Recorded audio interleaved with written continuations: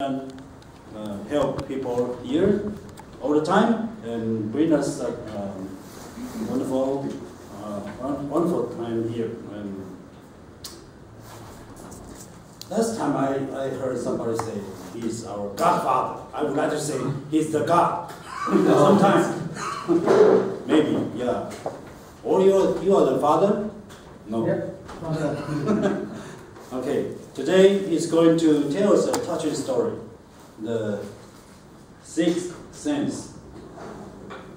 The speaker, ladies and gentlemen, let's welcome our speaker, David, to have his touching story, Sixth Sense. Thank you. Thank you. First semester of the day, ladies and gentlemen, good evening. Good evening. Do you believe in ghosts? Yes. Do you believe in the sixth sense? For me, I did not before, and now I'm not that sure after I read this touching story. Sitting on the doorstep, Dr. Croy, a child psychologist, staring at the green door across the street. On his face, you can see no expressions at all, but deep in the eyes, you can easily sense the sadness, doubts, and worry. How can he forget what had happened the night last December, when he returns home with his wife after having been honored for his outstanding work in the field of child psychology? His wife complains to him as they are walking into the bedroom. Everything is second to your job, including me. Then you discover something is wrong with the window, a broken window. They're not alone. And all of a sudden, a young man appears holding a gun. He says, "I don't want to be afraid anymore. It is you. You failed me, remember? You made me what I am now. Look at me. You failed me. Do you remember?"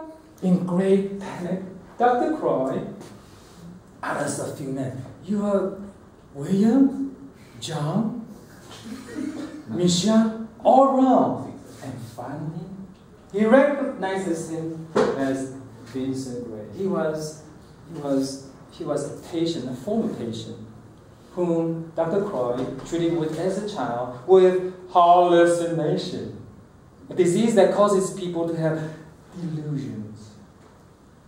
But it was too late. You are Vincent, right? It was too late. Vincent shoots Dr. Croy in the abdomen, and then seconds later, commits suicide with the gun. Nobody knows why or how long Dr. Croy is sitting there watching the green door. Is he expecting somebody or something to happen? No one knows for sure. Then at last the door is open. Out comes a little boy, a 9-year-old little boy, Danny Shear, who suffers the same syndrome as Vincent Gray. He is also delusional. Dr. Croy has been very much dedicated to this young boy. Although he strongly doubts his ability, whether or not he can help him after his big, great failure with the young man, Vincent Gray. He follows him to a church. Then he walks to Danny slowly but gently. Then he stops at a few rows of benches where Danny is playing and talking in Latin words with his tiny toy soldiers. Dr. Croy starts his conversation gently. He says, "Are you talking to your friends? Do they have names? What are you talking to them? Are you speaking Latin?" He has been trying so hard to be close to Danny, to be friends with him, to earn his trust, hopefully. No matter how hard Dr. Croy has been trying. However, so far, Danny still refuses to open his heart to him. In disappointment, Dr. Croy comes home late as usual, looking at his wife sleeping on the couch, and the wedding videotape playing on the TV. He starts to be very worried that his relationship with his wife is going to end soon because he spends way too much time in his work.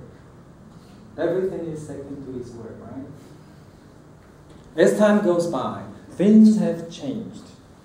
Dr. Croy, with great patience, long-lasting devotion, finally earned the little boy's trust. Danny eventually plucks up courage and decides to reveal his deep-seated secrets to him. He says firmly, looking straight to the eyes of Dr. Croy, "I can see dead people. They're walking around like you and me, like regular persons." Next he says, "A ghost is an overworked housewife. She was abused by her husband, and she cuts and slits both her wrists." So scary. Another one that it can be heard only is the voice that pleases me. "Please let me out of this dark cupboard." And yell, "I didn't steal the master's horse." And then he threatens to me, "I'm going to kick your ass. I'm going to hurt you real bad. I'm going to kill you if you don't let me out of this cupboard." And the third ghost is a little boy, just like me, with a gunshot right here. And he asks me to come with him to find his father's gun. As he turned, there's a huge gunshot, exit wound right here. So scary. You know what Dr. Croy says, "Danny? These ghosts have one thing in common. They seem to have unfinished business in this real world." Wow. Dr. Croy, although Dr. Croy at first doesn't believe what Danny tells him.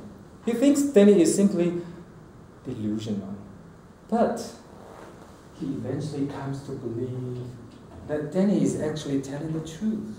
And he also believes that Vincent, the young man, also have had the ability to perceive ghosts. Therefore, he suggests Danny that he should try to find a purpose for his gift.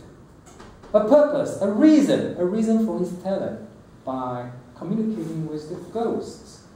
Perhaps to help them with their unfinished business on earth. Danny, of course, doesn't want to. Because these ghosts have been haunting and terrifying for years. 9 years almost, for heaven's sake. No way. But after Dr. Croy tells him the case of Vincent, he changes his mind.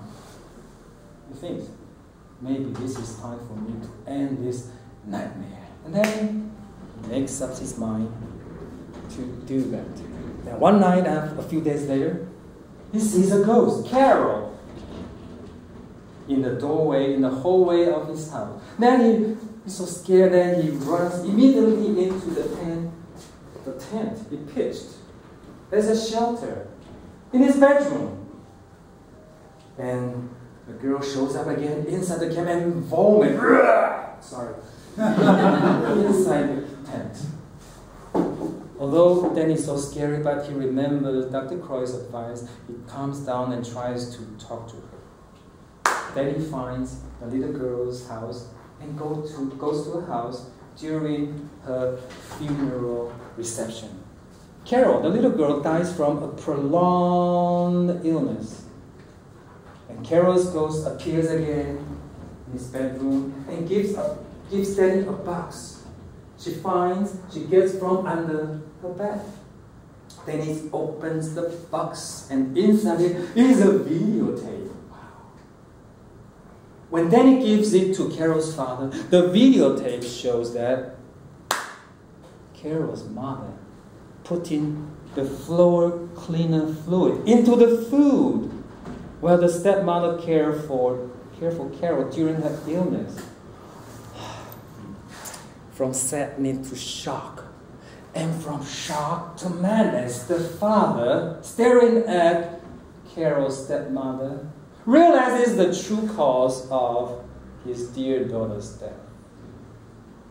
And one day, Danny confesses his secret to his mother on their way to school. She at first doesn't believe him and, "Oh, come on, darling, my dear Danny, cut it out, don't be so ridiculous," she replies. And then he explains to his mother soon. "Your mother, my grandma, did go to see you perform in a dance show when you were a child, and you didn't know this.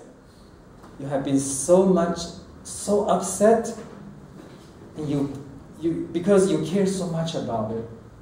And the truth is, Grandma stayed in the back of the audience where she cannot be seen." His mother starts to show an unbelievable expression. Then he explains again, "I also know the answer to the question you have always been asking when you are alone at Grandma's grave. You would ask, 'Do I make you proud, Mother?' And her reply was, 'Every day, my dear.'" Tearfully and yet joyfully, then his mother accepts this as the truth. Dr. Crow comes home late, as usual. He finds his wife asleep in the same couch, and the TV playing the same wedding videotape.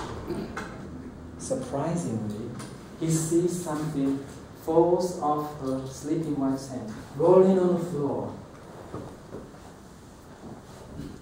A ring, a wedding ring.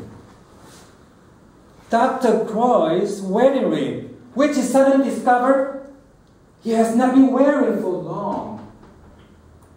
And then, much to his astonishment, as he turns to the TV, the second part of the TV is not wedding ceremony anymore. It is a funeral ceremony. Dr. Croy's funeral ceremony. He didn't know he was nothing but a ghost. Actually, he was killed the night last December by Vincent Gray, his former patient. He didn't know he was actually one of the ghosts. The entire time he was working with Danny, the little boy. With the help and efforts from Danny, Dr. Crow's unfinished business on earth to correcting his failure with Vincent Gray is now complete. He also recalls Danny, the little boy's advice. He kneels down next to the couch and whispers to his wife. He says, "My dear, you were never second in my life. I love you for always." And Dr. Croy is free now, totally free, letting his wife live her own life. He leaves the world of the living without regrets.